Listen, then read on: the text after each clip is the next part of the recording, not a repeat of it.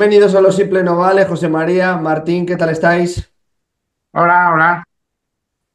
Bien, gracias. Buenas. Bueno, lo primero, muchas gracias por vuestro tiempo y tenemos el placer de contar por primera vez con Pablo, argentino con sangre ucraniana y cultura española. ¿Qué tal estás, Pablo? Bien, bien, muchas gracias por invitarme. Es un honor estar con ustedes. Bueno, con los colegas que están acá en la sala, es un honor. Los conozco perfectamente, sé la labor que hacen y estoy muy agradecidos a ellos. Y mi pueblo, Ucrania, está muy agradecidos a ellos por la información y el constante empeño que le ponen a esto de la difusión, de no solo de contar el presente y también contar la historia. Así que muchas gracias a todos ustedes y siento que son mis hermanos. Gracias a ti. Gracias, Martín. Bueno, Pablo, empiezo por ti. ¿Qué te parece actualmente la situación de la guerra, sobre todo por la ofensiva rusa que se está hablando mucho en estos días? ¿Cómo estás viendo la situación? Bueno, como ustedes saben y aparte lo relatan día a día, están pendientes de los mapas y lo que sucede en cada uno de los sectores donde hay la ofensiva rusa. Ucrania defiende cada uno de metro a metro y como ustedes también lo relatan, también tenemos que retroceder porque, bueno, evidentemente en algún momento Occidente está con esto de la idea de la negociación, de las posibles este, diálogos del fin de la guerra o paz o lo que fuese. El frente no se mueve hace más de 2 años, así que por lo tanto cualquier novedad o cualquier información que surja tanto en las redes, en cualquier medio de difusión, todo es muy confuso, pero el público, que sé que es mucho, tiene que saber que Ucrania está haciendo una lucha metro a metro y estratégicamente. Ucrania tiene 4 o 5 veces menos población y también soldados, pero en el frente somos muchísimos. Así que el frente se mueve muy poco, metro a metro, y todo el mundo ya es consciente, ya sabe porque ustedes lo cuentan y todos los medios han pasado muchos años de la invasión del terrorismo ruso y sabe que Ucrania va a defender estratégicamente metro a metro y si tiene que retroceder un poco lo va a hacer y, y va a tomar posición nuevamente, pero el frente no se mueve. Aprovechando que estás aquí, ahora le doy paso a los compañeros, cuéntanos cómo fue la lucha en Bakhmut, porfa, que estuviste ahí. Bueno, a mí no me tocó estar exactamente en la ciudad de Bakhmut, sí en los alrededores. Eh, Les voy a contar un poco mi historia. Yo soy diáspora ucraniana, nieto, mi abuelo era ucraniano, mi abuelo tuvo que emigrar por las mismas, casi las mismas causas y circunstancias que estamos viviendo hoy, y ustedes lo relatan y lo cuentan día a día, y la gente se informa y se va enterando de lo que ha pasado en la historia de Ucrania. Mi abuelo tuvo que emigrar en 1931 y en 1932 fue el Holodomor en Ucrania, la hambruna provocada por el régimen stalinista soviético. Y hoy nos encontró a Ucrania, hoy, digamos, en el 22, nos encontró con la fuerza y con la decisión, con la voluntad decidida de que teníamos que defender nuestra tierra, nuestra cultura y nuestros valores. La guerra de hoy no es por un metro de tierra o por una región o por lo que fuese. La guerra es por la cultura. Nosotros defendemos nuestra cultura y nuestra historia. Todo el mundo tiene que saber que Ucrania es original de esta cultura. Nosotros en el 988 éramos cristianos y Moscovia no existía. Por lo tanto, el mundo, y gracias a ustedes, a las redes, a todos aquellos que apoyan a Ucrania y a que apoyan a Occidente, se están enterando la verdad. ¿Cuál es la verdad? Que la cultura original es la de Ucrania.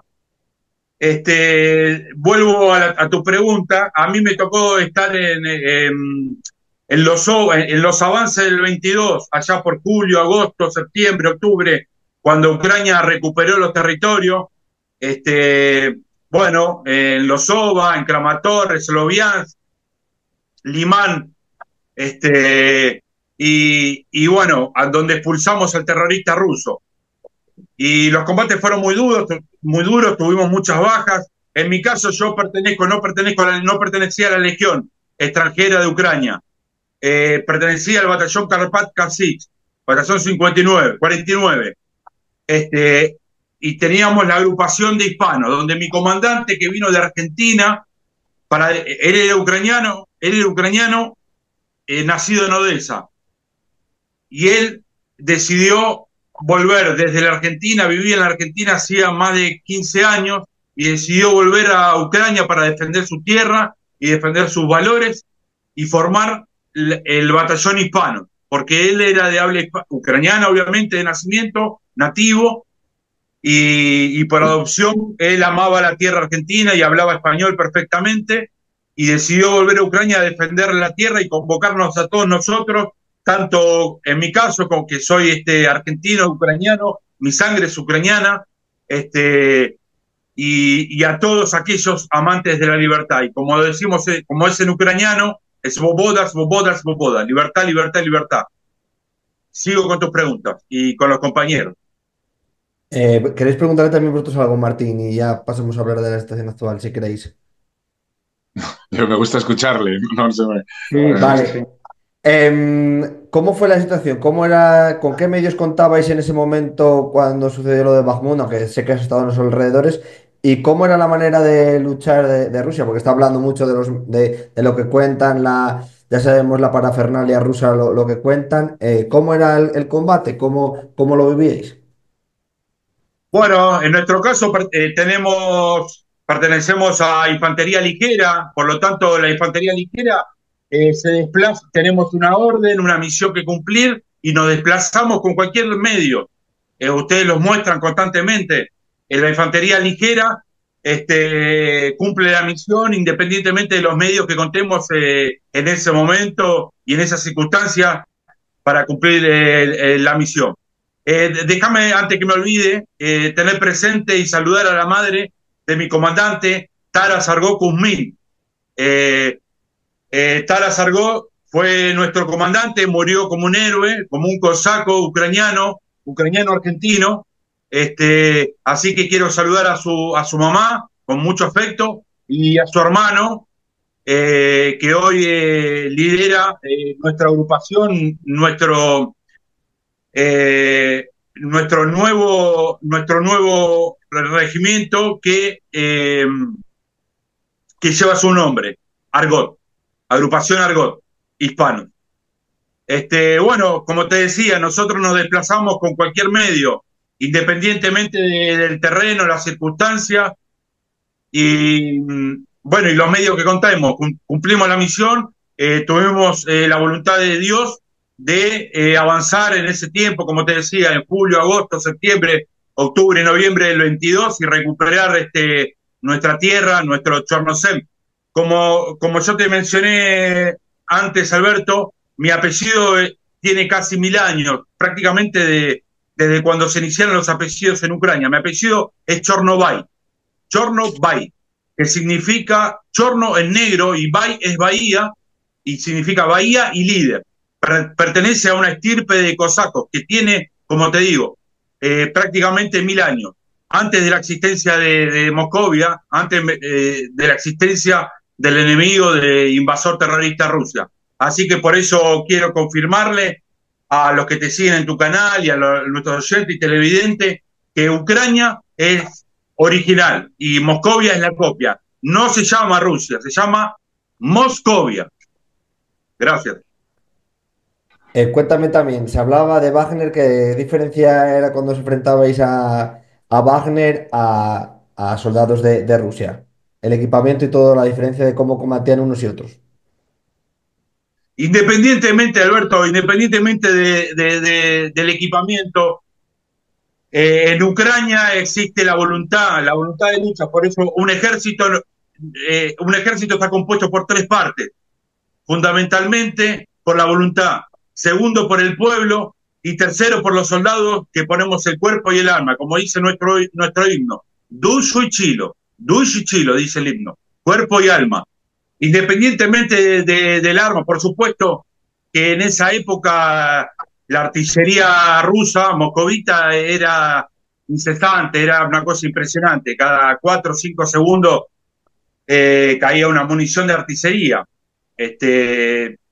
Ustedes seguramente habrán dado los datos, pero era algo así como, en todo el frente, algo así como 60.000 municiones de artillería por día. Era una cosa impresionante. Al tercer día se te corta el apetito, no tenés, comés porque sabés que tenés que alimentarte y nutrirte para tener fuerza y soportar el rigor de la batalla. Pero independientemente de las armas que tenga el enemigo, está claro la voluntad de Ucrania de defender nuestra tierra, defender nuestro país, nación. Seguramente ustedes lo habrán comentado. Hoy hay un discurso, una propaganda dialéctica en donde se discute esto de nación, país, estado, principado. El mundo tiene que saber que Ucrania es la original y Moscovia es la copia. Por eso defendemos nuestra historia, defendemos nuestra tierra, nuestra historia y toda la cultura ucraniana.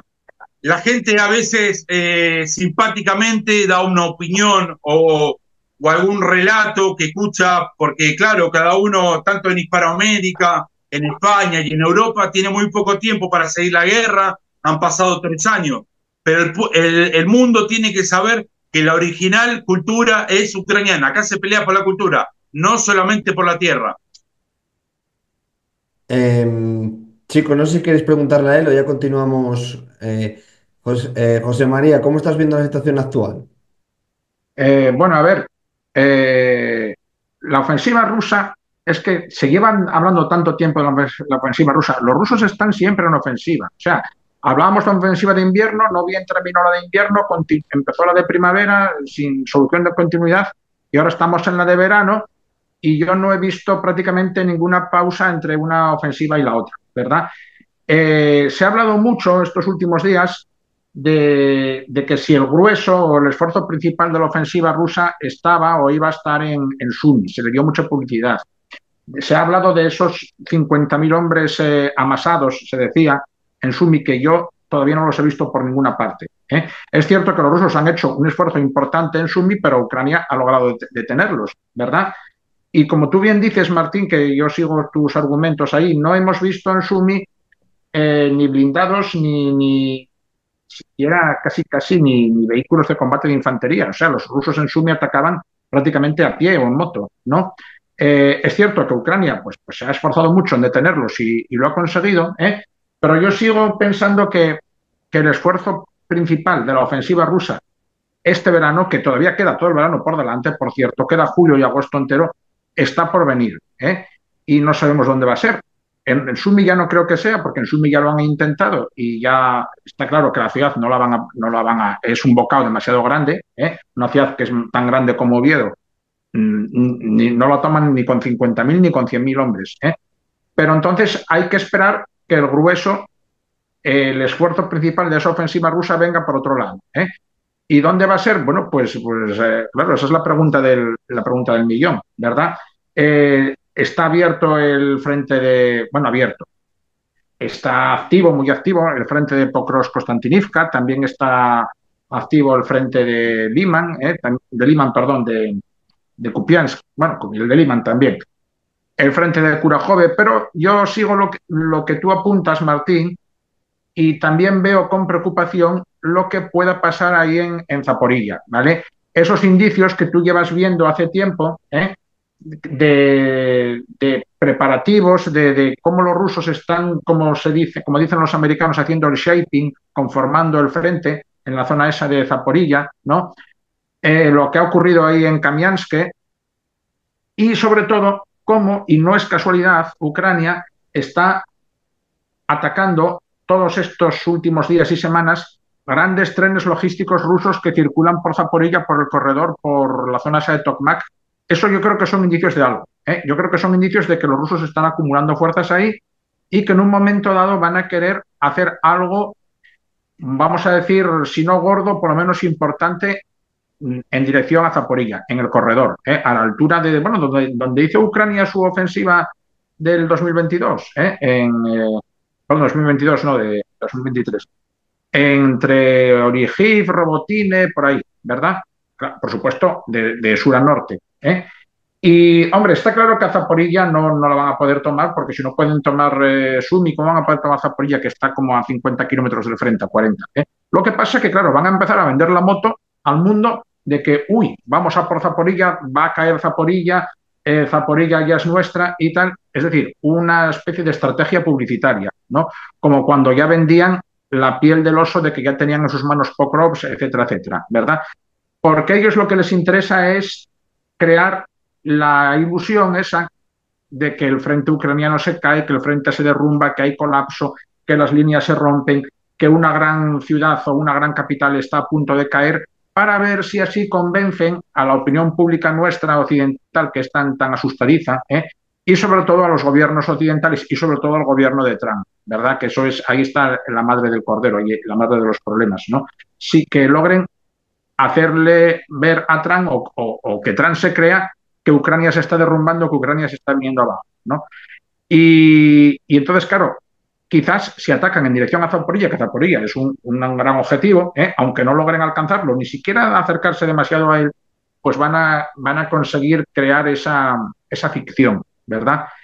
Y Ucrania yo creo que todo esto que lo sabe, Ucrania todo esto que lo sabe, y claro, Ucrania tiene que mover y sobre todo conservar cuidadosamente sus reservas, ¿verdad? Por eso yo veo que en algunos puntos donde Ucrania cree que puede ceder terreno, lo está haciendo. ¿Y dónde son esos puntos donde Ucrania cree que puede permitirse ceder terreno? Pues son esos puntos donde no hay ninguna localidad importante de relieve, por ejemplo, ahora mismo el frente este de Velika-Novosibirsk, Kurahove, que ahí es cierto que Ucrania está cediendo espacios, porque, bien, hombre, Ucrania le gustaría, por gustarle, le gustaría conservar cada metro, como decías tú antes, Pablo, pero a veces no siempre es posible y hay que escoger qué tierras entregar a cambio pues de conservar tus fuerzas, ¿verdad? Y, por ejemplo, Ucrania no quiere y no debe ceder terreno en torno a Konstantinivka, ni no puede ni quiere ceder terreno ni en Sumi ni en Kupiansk. Pero a lo mejor, bueno, pues en esta zona ahí de donde el Mokriyal y el río Volga, ahí cerca de, bien, de donde Komar, bueno, todas estas pequeñas localidades que en el fondo no son más que aldeas, ¿verdad? Ucrania ahí, bueno, por lo visto parece que puede permitirse el lujo de entregar esos campos vacíos que no tienen ninguna importancia así, digamos, estratégica, ni siquiera operativa, ¿verdad? Y sobre todo, ahorrar la vida de sus hombres. Eso ahora mismo es lo fundamental. Para nadie es un secreto que Ucrania tiene problemas de personal, y yo creo que ha aprendido la lección de tiempos atrás, en la cual a lo mejor se esforzaba más allá de lo razonable por conservar una pequeña aldea que no tenía mayor importancia ni siquiera táctica, pero ahora pues si ve que no conviene y no es posible y no sirve para nada conservarla, bueno, pues se cede esa aldea y se lucha 1,5 kilómetros más arriba, en una posición mejor, ¿no? O donde la línea fortificada esté mejor dispuesta, ¿verdad? Y entre tanto y no causa a los rusos, que lo estamos viendo, que es espantoso lo que estamos viendo estos días, el mayor destrozo posible. Yo creo que todos habéis visto las masacres de los escuadrones de motitas rusos, ¿verdad?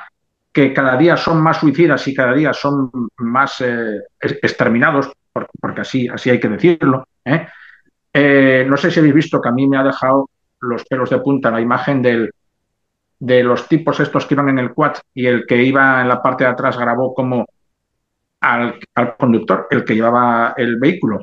Directamente un dron lo partió por la mitad. Fue una cosa espantosa. Bueno, pero eso yo creo que debe ser el pan nuestro de cada día, en todos los frentes donde los rusos están intentando hacer esos asaltos suicidas. Y no es que lo diga yo ni lo digamos aquí, digamos, los nafos de siempre, por decirlo de alguna manera. Ya hasta la prensa occidental más, digamos, escéptica y fría con Ucrania se está haciendo eco. Me estoy refiriendo a dos artículos que han venido ahora casi seguidos, uno del Telegraph y otro de el Washington Post, que el Washington Post siempre fue un periódico bastante poco amigo de Ucrania, por decirlo suavemente, ¿vale? Que coinciden los dos en que la ofensiva rusa está pinchando, ¿vale? Y bien, no voy ahora a hacer el desglose de esos artículos, ¿verdad? Pero bueno, vienen a coincidir en lo fundamental, que la ofensiva rusa, si pensaba ser, o creían ellos, o nos vendían la historia de que iba a ser arrolladora, de que iba a hundir el frente ucraniano, etcétera, etcétera, que se ha atascado, se ha empantanado y que los rusos están, vamos a decirlo, prácticamente se están ahogando en su propia sangre, ¿verdad? Y luego, bueno, enumera que para nosotros no es ninguna novedad, ¿verdad? Pero bueno, a la gente que hay que abrir los ojos. Todas las deficiencias, vicios, carencias, miserias del ejército ruso, que ahora son más acentuadas quizás que nunca, ¿verdad? La baja moral, los soldados que, bueno, reclutados entre los estratos y las capas, vamos a decir, no sé, más lumpen, más desastrosas, más de la sociedad, la presencia masiva de gentes, hombres, jóvenes o mayores, me da igual, traídos, engañados o no engañados, no siempre tienen por qué ser engañados de todos los rincones y lugares del mundo, porque ya no hay rusos que realmente a los cuales engañar con la famosa promesa de los miles de rublos. Y bueno, bien, todo así. Lo de los oficiales que mienten sistemáticamente y pasan informes falsos acerca de sus avances para luego adquirir, bueno, pues recompensas y honores y ascensos, ¿verdad? La, la táctica, no sé cómo llamarlo, no, táctica no, práctica esa de la colocación de banderitas, mandar por delante a 2 o 3 desgraciados infelices a colocar una banderita, geolocalizar la posición, asegurarte el titular publicitario y decir que ya has tomado tal o cual aldea cuando luego es mentira. Bueno, bien, todo eso lo podéis encontrar ahí en los artículos estos que digo yo, pero que no hacen más que recoger cosas que nosotros llevamos diciendo y comprobando aquí en Twitter y en las noticias todos los días. Lo que pasa es que de vez en cuando en la prensa, tarde, mal y nunca, pues se hace eco de la realidad, tarde, mal y nunca. Bien. Y José María, entonces, le doy paso un rato a Martín, ¿vale? vale. Yo ya Martín. se me pasa un poco. No, mira, quería retomar un poco, antes de hablaros de, digamos, de la parte que nos más ocupa en la actualidad, un poco lo que decía al principio el compañero. Yo que reconozco que no soy nada historicista, no me importa si un país tiene 800 años de antigüedad, 1500 o 40, la verdad. Un país, cuando es reconocido por las Naciones Unidas, es un país a respetar, sus fronteras son a respetar. Se llame Ucrania, se llame Israel, se llame Perú o se llame Sudán del Sur, que tiene 10 años. Bien. Pero sí quería recordar, sin remontarme 900 años en la cultura ucraniana o en la lengua ucraniana, que Ucrania es un país fundador de Naciones Unidas. Bielorrusia, Ucrania y la Unión Soviética eran miembros de Naciones Unidas. El único con derecho a veto, el único en el Consejo de Seguridad, era la Unión Soviética, pero Ucrania es un país fundador de Naciones Unidas. Ucrania, como república. Por eso a mí me ofende especialmente cuando llevamos aguantando 3 años o 10 que se diga que Ucrania es un invento de los años 90, cuando Ucrania formó parte de Naciones Unidas antes que España. Por supuesto, antes que la totalidad de los países africanos, que la inmensa mayor parte de los países asiáticos. Ucrania existe y, por lo tanto, Rusia no tiene ninguna legitimidad para alterar sus fronteras. Esto que parece muy obvio repetirlo hoy, más de 3 años y medio de la invasión a gran escala en febrero del 22, más de 10 años después de la invasión de Ucrania y la anexión de Crimea, Lugansk y Donetsk, que se hizo desde Rusia, no por ningún grupo separatista, hay que repetirlo constantemente. Porque hay gente que sigue asumiendo que Crimea históricamente era Rusia o que Lugansk... La historia nos permite entender ciertas cosas, pero no podemos vivir de historia, ni los rusos pueden inventarse la historia, porque es mucho más sencillo. Hay unos tratados internacionales que delimitan las fronteras y dentro de esas fronteras los ciudadanos de cada país democráticamente deciden su futuro. Y eso es lo que ha ocurrido en Ucrania. Entonces, todo el discurso falso que procede de Moscú y sus terminales propagandísticas debe desecharse de mano. No se puede ni entrar en ese discurso. Lo digo porque yo insisto, a mí lo que ocurriera en 1300 no me parece muy importante, ni siquiera para España, fíjate lo que digo. Pero lo que ocurría hace 50 años en Naciones Unidas o hace 30 en los tratados internacionales sí me parece importante. Y lo uno a la parte de la propaganda y a lo que más nos une en este espacio, que es un poco el entender lo que ocurre en el campo de batalla, porque estamos en una guerra.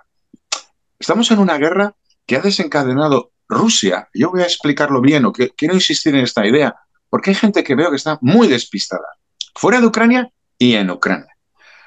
Rusia no ha invadido Ucrania en 2022. No es una guerra de Rusia contra Ucrania desencadenada en 2014.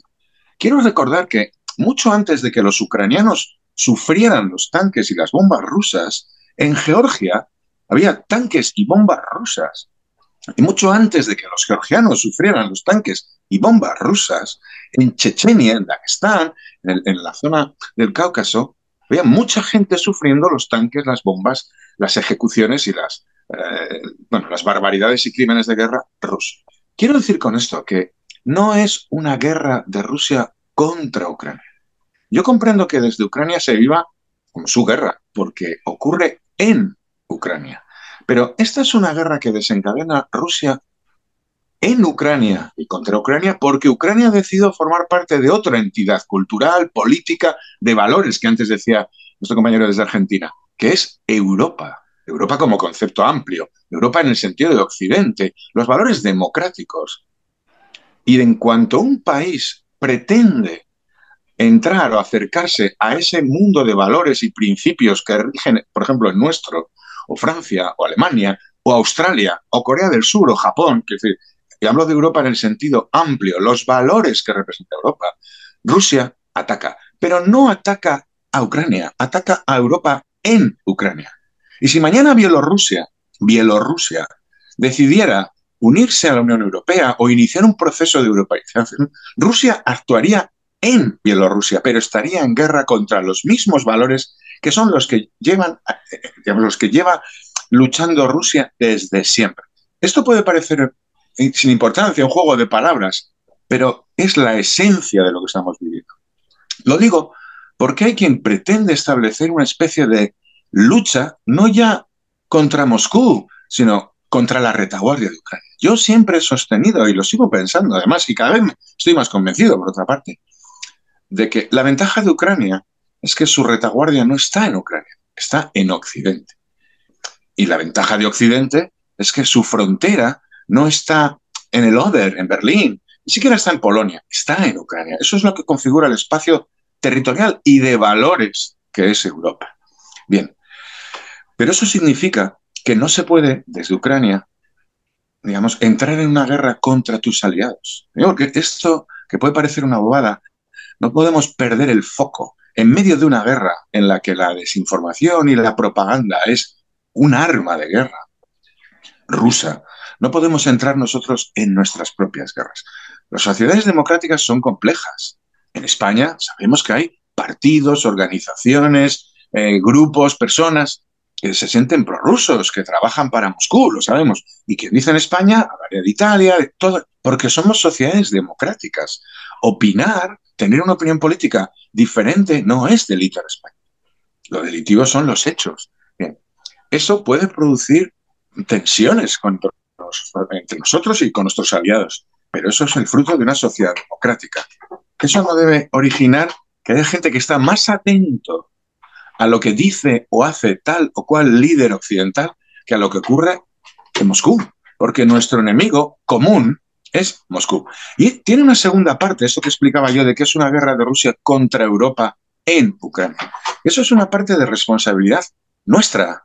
Si la guerra es contra los valores, contra los principios, contra nuestro espacio europeo, Europa no puede mirar esto desde la grada. Nosotros tenemos compromisos que no tienen por qué, no es ni necesario que estén firmados en un tratado. Rusia mañana atacaría Estonia si pudiera. Y si no puede, es porque está atascada en Ucrania. Entonces, nuestros compromisos de defensa con Ucrania y con nosotros mismos, no podemos pasarlos a segundo plano porque no tenemos dinero suficiente, que lo tenemos, solo hace falta que ordenarlo, o porque nos parece que en un determinado tanto por ciento u otro no cuadra con nuestros intereses electoralistas a corto plazo. Nuestro compromiso europeo con Ucrania, y como Ucrania como parte de Europa, incluye, cómo no, precisamente porque esta es una guerra de Rusia contra Europa, tener mecanismos defensivos suficientes para que el resultado disuasorio de esas armas, de esos equipos, de esos ejércitos, resulte tan inapelable para Rusia que renuncie a cualquier aspiración de guerra, no solo en Ucrania, sino con cualquier otro guerra. Lo digo porque esto que puede parecer palabras es importante para poder entender lo que ocurre en el campo de batalla. Lo que ocurre en el campo de batalla es una proyección igual de la propaganda rusa. La invasión fracasó en su momento. Lo que estamos viendo, hay que recordar que la ofensiva, antes José María decía, es que llevamos una ofensiva que ya no hay tránsito de verano a invierno. Es que la ofensiva rusa empezó en Avdiivka en octubre, 11 de octubre de 2023. Siguen en el saliente Avdiivka, Pokrovsk, han avanzado desde octubre de 2023 56 kilómetros. 56 kilómetros son 19 meses. Pero esto lo puede calificar cualquiera como un éxito. Desde el punto de vista militar hablo, ¿eh? Esto es uno de los mayores fracasos militares de la historia. Y esto hay que decirlo. Un ejército poderoso, se suponía, contra un país arrinconado, que nos llevan diciendo que Ucrania ya no tiene soldados, no tiene tanques, no tiene nada, no tiene fuerza aérea.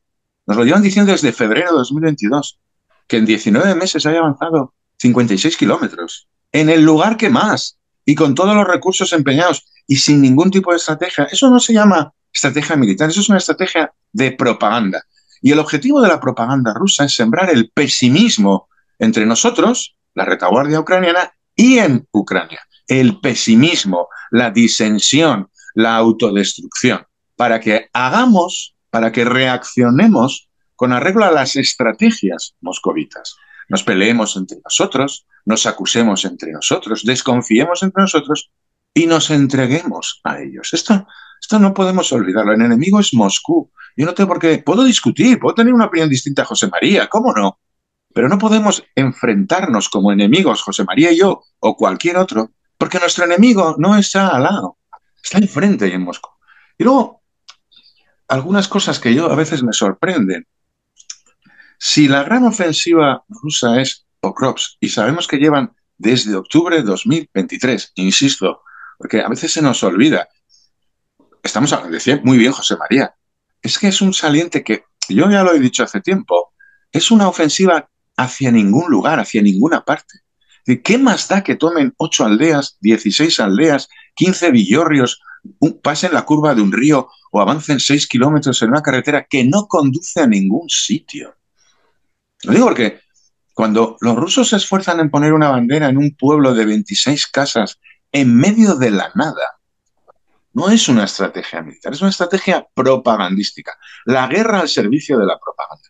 Lo mismo que a veces algunos caen de este lado, que yo entiendo que cuando estás combatiendo en estas condiciones y todo el día te repiten que pierdes un pueblo, que pierdes 3, inevitablemente no quieres perder otro pueblo para que no te repitan que has perdido un pueblo. Pero la propaganda rusa no se combate haciendo lo mismo que hacen los rusos. No se combate sacrificando soldados para decir que has tomado un pueblo hace 3 semanas y nadie lo ha visto. Y además, añado, un pueblo que no tiene ninguna importancia a 7 kilómetros de la frontera de Sumy. No tiene ninguna importancia. Lo que importa es que tú acabes con tu enemigo. Que avance 3 kilómetros o que avance 4 es irrelevante desde el punto de vista militar. Lo digo porque en esta guerra, quizás como pocas, precisamente por la aparición de los drones, sabemos, y lo sabemos desde hace meses, que la zona gris, lo que todo el mundo califica como zona gris, la zona batida por drones de uno u otro lado, está entre 8 y 15 kilómetros. Luego, perder un pueblo o 3 pueblos, 5 kilómetros, 4 kilómetros, es, desde el punto de vista militar, irrelevante. Porque si tuvieras tus soldados en ese pueblo de 16 casas, probablemente podrías hacerte la foto con la bandera y unas pocas horas después tus soldados estarían muertos. Y eso no es una estrategia militar. Es una estrategia propagandística. Lo digo porque la guerra no se mide en banderitas, ni se mide en kilómetros. Lo sabemos desde siempre. Quiero recordar, aunque solo sea y tiro de historia porque es fácil de entender, a finales de 1942, el Tercer Reich se extendía desde Hendaya, en la frontera de España, hasta Stalingrado. Y sin embargo, fue el momento en el cual el imperio alemán, afortunadamente, hizo crack. En el momento de máxima expansión, porque no son los kilómetros, sino la capacidad real de ejercer fuerza a través de la vida militar. En eso consiste la guerra. Lo que pasa es que a veces terminamos asumiendo la propaganda rusa al punto que la proyectamos desde la parte ucraniana. Ganar un pueblo o perder un pueblo es irrelevante desde el punto de vista militar. O puede ser muy relevante desde el punto de vista militar. Depende del contexto, depende de las fuerzas empeñadas, las circunstancias, los entornos. Esto no se nos debe olvidar para no caer en la misma proyección que hacen los rusos, que llevan 3 años y medio contándose mentiras, por eso están como están. Hablaba muy bien José María de la mentira como esencia de la, digamos, de la estructura política rusa, pero la mentira, la primera víctima, es el propio mentiroso.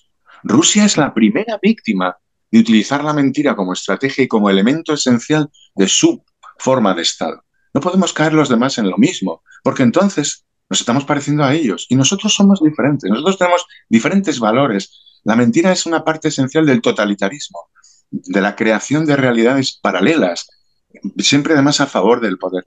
Nosotros no podemos utilizar la mentira como instrumento. Estamos en otro mundo, estamos en el mundo de la realidad. Y a partir de la realidad se puede construir, a partir de la realidad, la crítica, el contraste de opiniones, que aquí no tiene nadie la verdad absoluta. Contraste de opiniones con hechos, hechos que se puedan comprobar, no con me dice, es que lo dijo no sé quién, bajó del cielo con las tablas de Moisés. No, aquí no hablamos de las tablas de Moisés ni de la Virgen de Covadonga apareciéndose la nave. Hablamos de los hechos para entender lo que ocurre y desde el entendimiento ayudar. Esto es lo que consiste en nuestro papel, ni más ni menos. Pablo, a todo lo que han dicho, ¿quieres añadir alguna cosa? Bueno, impecable, Martín. Me quedé enganchado, me quedé colgado con la historia, con todo lo que estaba relatando Martín. Impresionante. Y haciendo las paradojas del pasado con el presente y, por supuesto, muy relevante lo que levanta del tema de que Ucrania es miembro fundador de la ONU. Déjame aprovechar tu canal para saludar a mi país, Argentina, y bueno, a todo Hispanoamérica. Sé que te mira mucho de Chile, de Uruguay, todo Hispanoamérica, Paraguay, Bolivia, Ecuador, Venezuela, Colombia, a nuestros hermanos colombianos, que tenemos muchos héroes y soldados colombianos que están combatiendo del lado correcto del mundo, de la verdad, de la historia, del lado de la libertad, es Svoboda.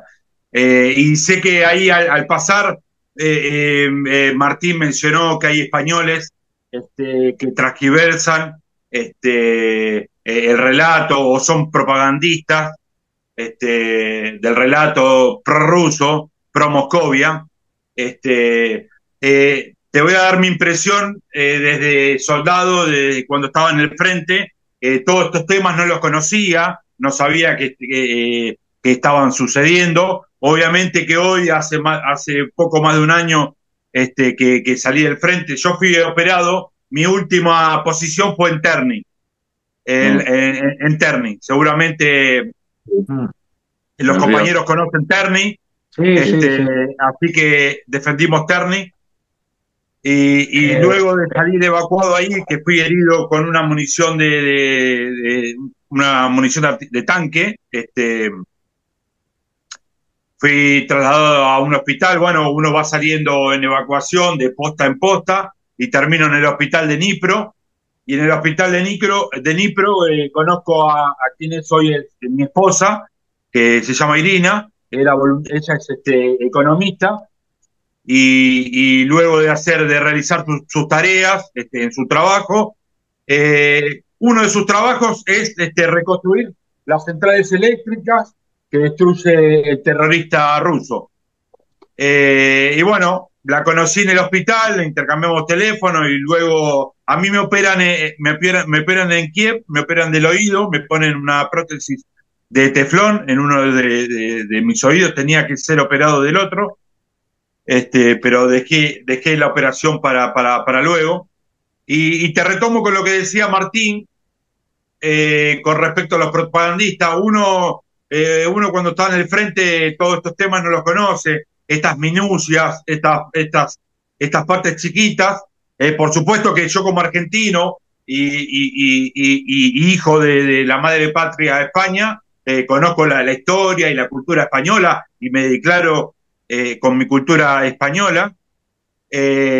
Bueno, luego uno conoce todo lo que sucede tanto en los medios, en las redes, en los medios de difusión. Y claramente Martín se refería a los propagandistas. No sé de dónde nacieron los comunistas españoles, o que se dicen españoles. Entiendo claramente que Martín se refiere a un pseudo militar, a un pseudo soldado que profana el honor y la gloria de un soldado, como es el coronel Baños, el coronel Sí. Letrina. Así que le mando un beso grande al coronel Letrina, que es un cobarde, un verdadero cobarde. Y me gustaría encontrarlo en algún momento y decirle en la cara que él no combatió nunca, nunca sus botas. Permitime un segundo, Alberto, que te voy a mostrar una cosa. Un segundo. Mirá, acá están mis botas ucranianas, que se están preparando para volver al combate. Tanto mi esposa como yo entrenamos todos los días para volver al combate. Cuando Ucrania me lo requiera, que espero que sea pronto. Las botas ucranianas tienen un detalle muy importante, que representan el panel de abeja de la colmena, donde se produce la miel. Mi abuelo en Argentina producía miel. Así que le mando un saludo grande al coronel Letrina, que es un cobarde, que lo he escuchado, entiendo su relato, muy cobarde. No ha combatido en ningún campo de batalla. Sus botas están brillantes.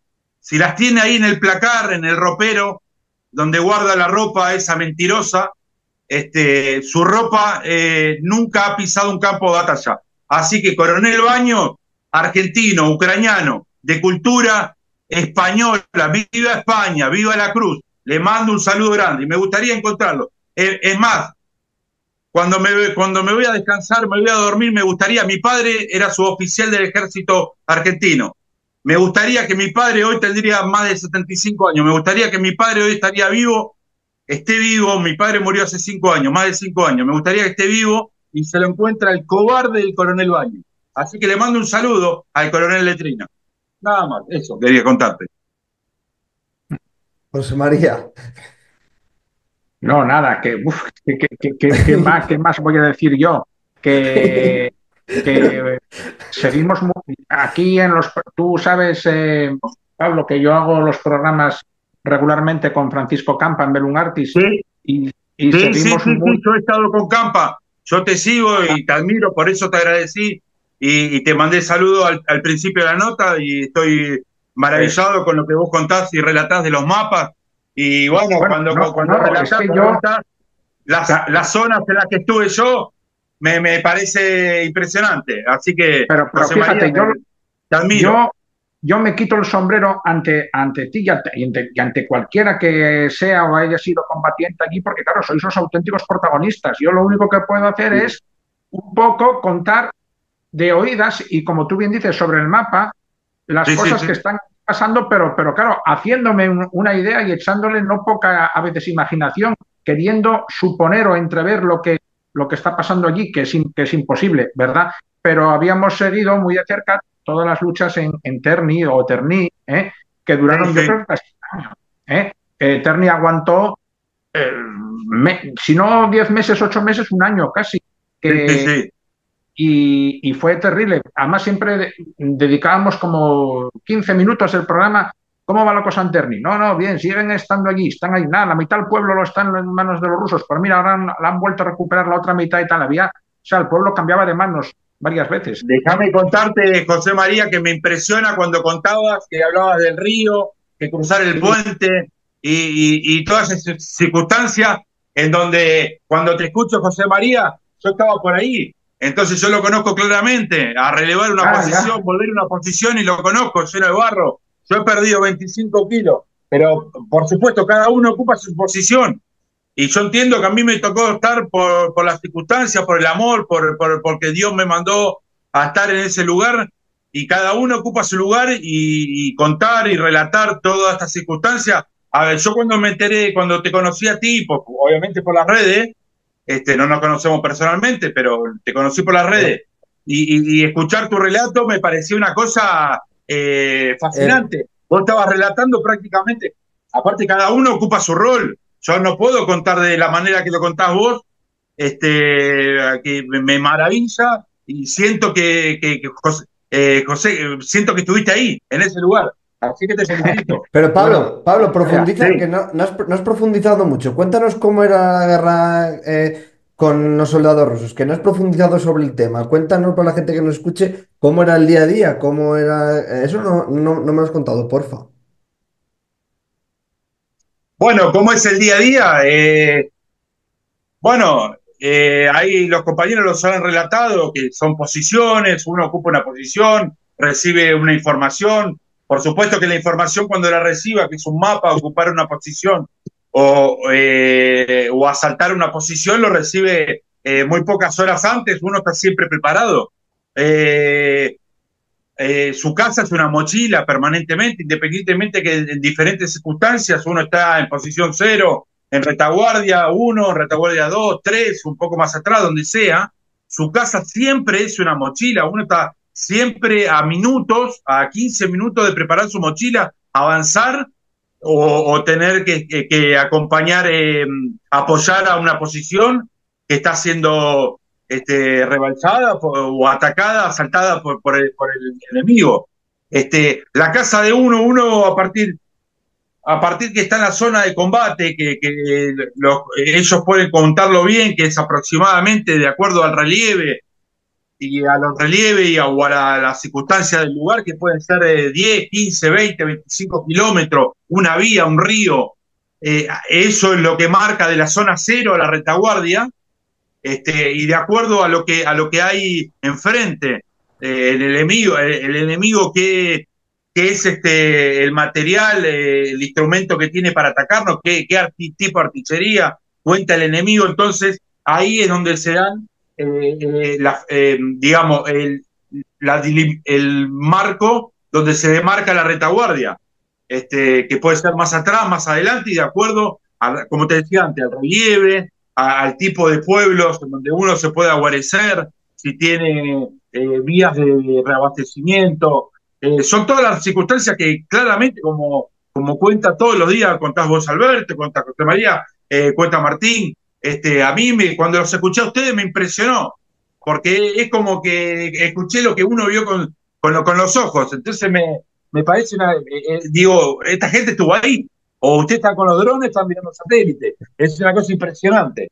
Así que por eso mismo Sí. empecé al comienzo y entiendo la batalla como Martín hizo el relato, contó la batalla cultural que tiene que dar Ucrania con los pocos medios y que empezamos tarde, no es que empezamos tarde, siempre estuvimos dando batalla cultural, Ucrania, por eso es que en los países donde tenemos tanta diáspora, como es en Argentina los centros culturales ucranianos son en todas las provincias, tenemos presencia en todos lados, participamos en todas las fiestas, más allá que Argentina fundamentalmente es un país hispano e italiano, de inmigrantes, fundamentalmente hispano, nuestro idioma es español, nuestra cultura es de España, Italia y hermanado con eso. Pero la presencia ucraniana, la diáspora ucraniana en Argentina es prácticamente,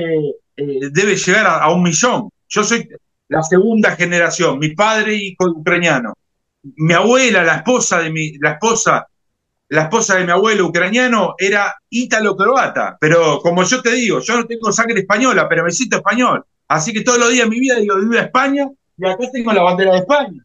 Siempre tengo la bandera de España. Así que con España no van a poder. ¡Viva España! Siempre con España.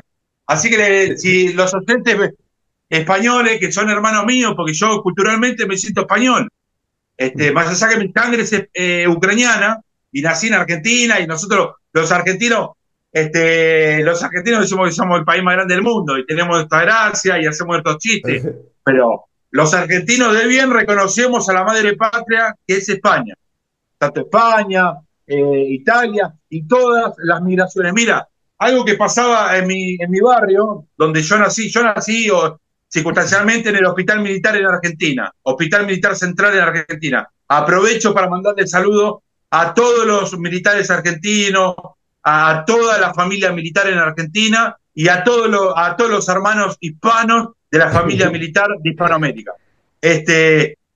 Pero mi barrio era en Avellaneda, pegado a la capital, un barrio que se llama Dock Sud, donde se fundó la primera asociación de ucranianos, pegado al puerto. Del otro lado está La Boca, está el Club La Boca. Yo soy hincha de Racing, pero del otro lado está La Boca.